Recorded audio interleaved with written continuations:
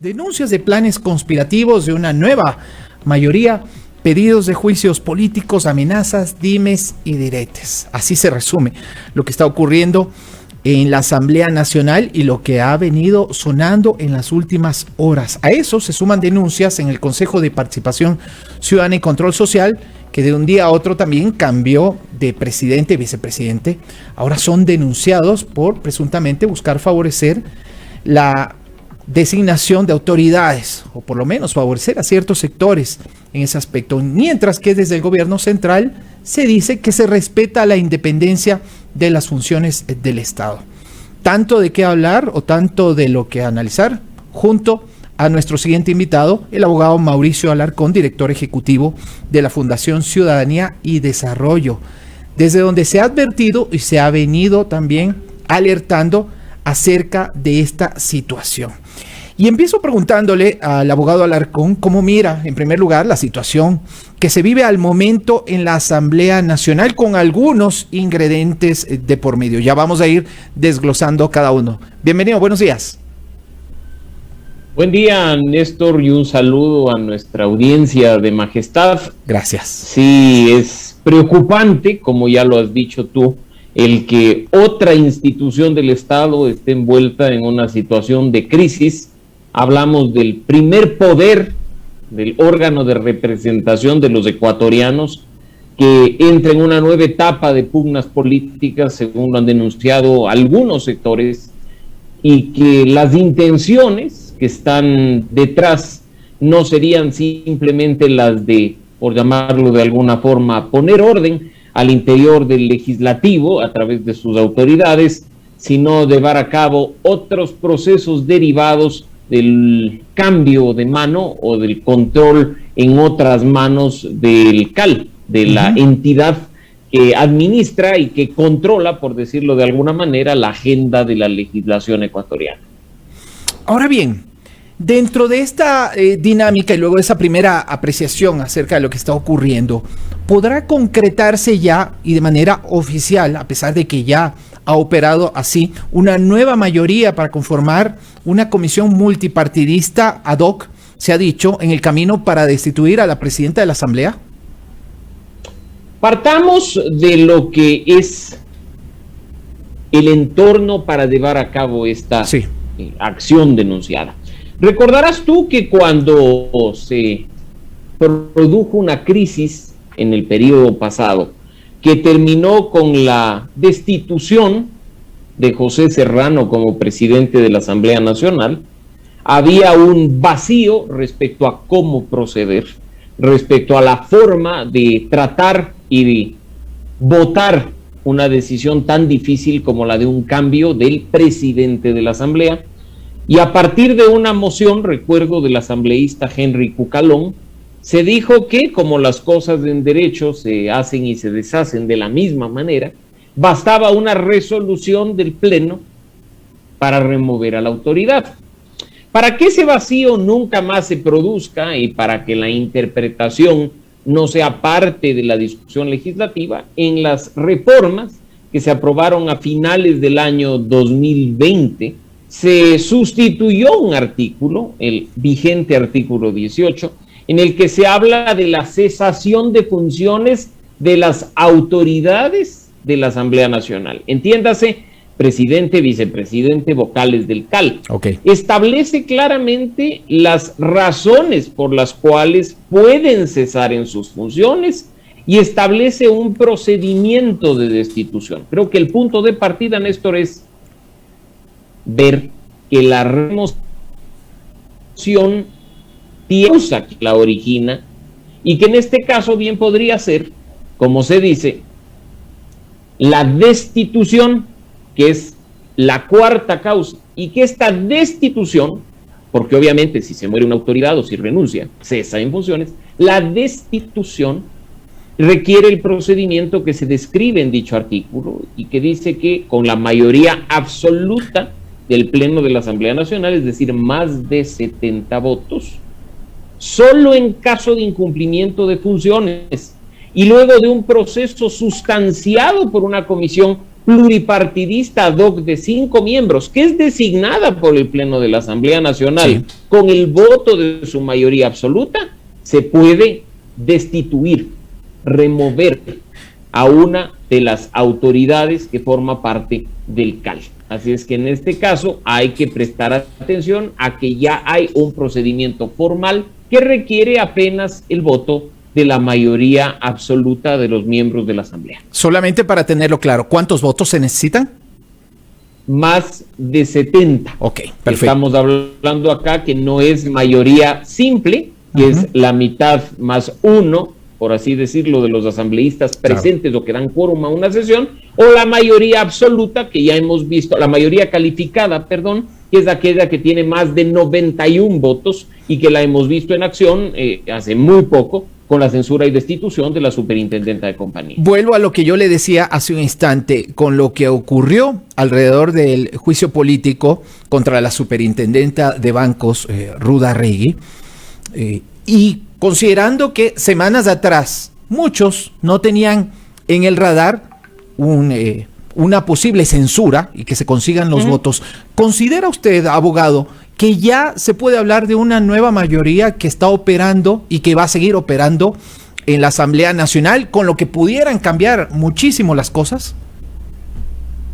Bueno, indiscutiblemente sí, y por eso mencioné no el caso de la superintendenta de bancos, sino del superintendente de compañías, que como recordarás tú, fue removido por todo el pleno excepto un legislador, fue cesado y castigado por casi la totalidad del pleno de la Asamblea Nacional, con lo cual cualquier tipo de mayoría se configuraba. En el caso de la superintendenta de compañías, los 91 votos se hicieron presentes para dar paso al juicio político en el pleno, rechazar la propuesta de archivo de la Comisión de Fiscalización. Esos 91 votos, desde mi punto de vista personal, es un mensaje claro de decir a las autoridades cuyos procesos continúan, e incluso, como he dicho, hasta el presidente de la República, que claro, requiere esta votación especial. Mira, aquí hay una nueva mayoría de 91 votos. La destitución, la censura de la superintendenta de bancos terminó aprobándose, como viste, con 85 votos, porque para estas autoridades se requiere únicamente la mayoría absoluta, no la calificada, la de más de 91, como digo, que se ha logrado muy hace poco, en 2 juicios políticos, en el que censura y destituye al superintendente de compañías y en el que da paso al juicio político contra Ruda Regui, ¿no? Esa votación mágica muestra una reconfiguración de fuerzas que es capaz de todo lo que permite la ley orgánica de la función legislativa y la propia Constitución. Ahora, por experiencia, abogado Alarcón, también, en el camino pueden suceder muchísimas cosas y esto está sujeto a una intensa negociación que seguramente veremos durante las siguientes semanas. Hay un procedimiento que cumplir, pero ¿cómo mira usted el escenario de cara a un eventual reemplazo de Guadalupe Llori al frente de la Asamblea Nacional? Creo que hay que remitirse a lo que los actores políticos han dicho en estos días, Néstor, en el sentido de que se encuentran estudiando la aplicación de este artículo, que consideran que la presidenta de la Asamblea y otros miembros del CAL han incumplido sus funciones, con lo cual se activaría esta causal de la destitución o de la remoción establecida en la ley orgánica de la función legislativa. Incluso, de nuevo, se ha oído de una manera bastante simpática el hecho de que algunos actores ya hacen alarde de la reconfiguración de fuerzas y de la obtención de votos suficientes, ¿no? Claro. Como digo, esa forma de alardear que presentas un juicio político con más de 80 firmas,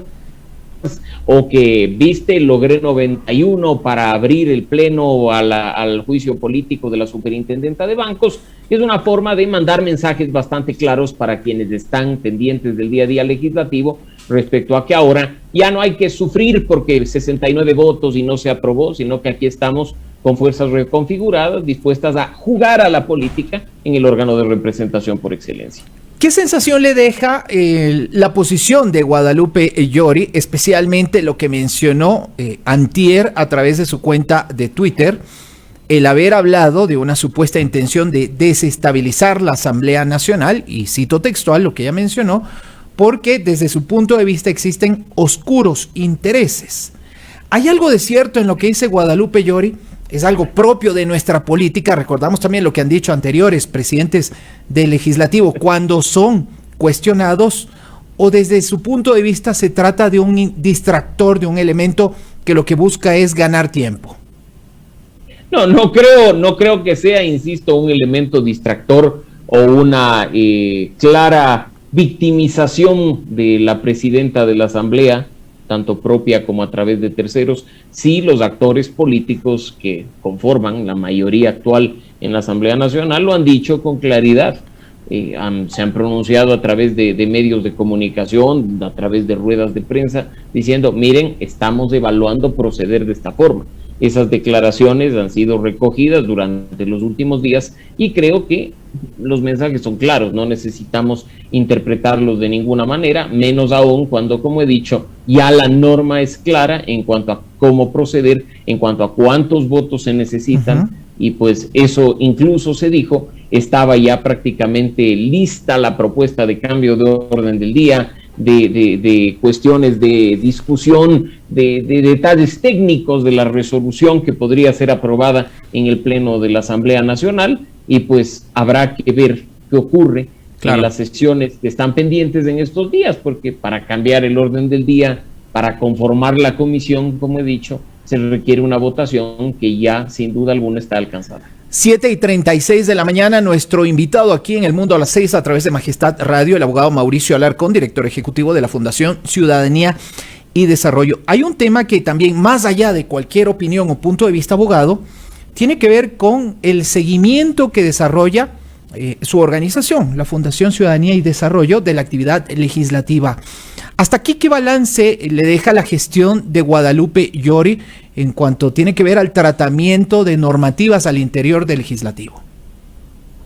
Todavía, Néstor, como tú sabes, no ha transcurrido ni siquiera el primer año de esta nueva Asamblea Nacional. Entraron en funciones el pasado 14 de mayo de 2021 y aún les resta unos pocos meses. Hubo un proceso interno para establecer esta gran minga de temas legislativos que,